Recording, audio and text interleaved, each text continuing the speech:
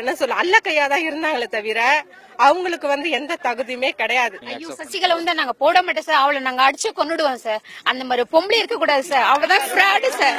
அவளை மாதிரி ஒரு ஃப்ராடு நரித்தந்திரத்தில் இடம் கொடுக்க கூடாது என்று பொதுமக்களுடைய பணிவோடு கேட்டுக்கொள்கிறோம். ஒரு பெண் சிங்கமா இருந்தாங்க. அந்த பெண் சிங்கம் இருந்த இடத்துல ஒரு அசிங்கத்தெல்லாம் நாங்க வந்து ஏத்துக்கவே முடியாதுங்க. 72 நாள் ஹாஸ்பிட்டல்ல இருந்த கதையை வந்து எங்களுக்கு இது வரைக்கும் ஒண்ணுமே தெரியல.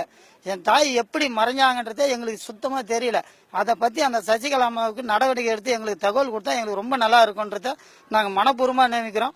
இல்லைன்னா அவங்களுக்கோசரம் தீ குளிக்க கூட நான் தயாரா இருக்கிறோம். சசிகலா இந்த உண்மையை எங்களுக்கு சொல்லி ஆகணும். இப்போ நம்ம ஒரு வீட்டுல வேலை செய்யறோம், அந்த வீட்டு வேலை செய்யறவங்க ஓனர் ஆக்க முடியுமா சார்? சாதாரணமா அந்த தோட்டத்துல வந்து பேப்பர் போட்டு கேசட் கொடுத்தவங்கலாம் இன்னைக்கு வந்து இந்த தமிழகத்தை ஆளணும்னா அத மக்கள் ஏத்துக்க மாட்டாங்க. சசிகலா ஏதாவது சிறைக்கு போயிருக்காங்களா? கட்சிக்காக சிறைக்கு போயிருக்காங்களா? கட்சியில சாதாரண ஒரு மெம்பர் தான். அம்மாவுக்கு தோழிங்கிறதுக்காக எனக்கு கூட பல பேர் ஃப்ரெண்ட் இருக்கிறேன். அதுக்காக எனக்கு அப்புறம் என் ஃப்ரெண்ட் எல்லாம் எவ்வளவு வரணும்னு சொல்ல முடியாது.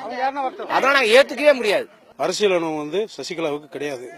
புரட்சித் தலைவர் அம்மா அவர்கள் பேரவை ஓபன் பண்ணும்போது அவங்களை அவாய்ட் பண்ணாங்க. அவர் வந்து உண்மையான உயிர் தோழி.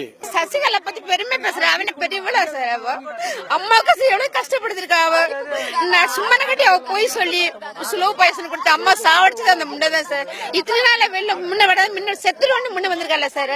அவெல்லாம் சுட்டு பொசுக்கணும் சார். சத்தியமா என்கிட்ட 20 கொடுத்து அவளை சுட்டு பொசுக்கணும் சார். இல்ல அம்மாவே அவங்களுக்கு வந்து எந்த ஒரு பொறுப்பும் கொடுக்கல. அப்படி இருக்கும்போது அம்மா இது நல்லா இருக்காதுன்னு நினைக்கிறோம். இல்ல சார், ஏத்துக்க மாட்டோம். நாங்க ஏத்துக்க மாட்டோம். அவன் வேணா காசை வாங்கி ஏத்துக்கலாம், நாங்க ஏத்துக்க மாட்டோம். சசிகலாவுக்கு குழுன்னு சொல்லி நான் சொல்ல மாட்டேன்.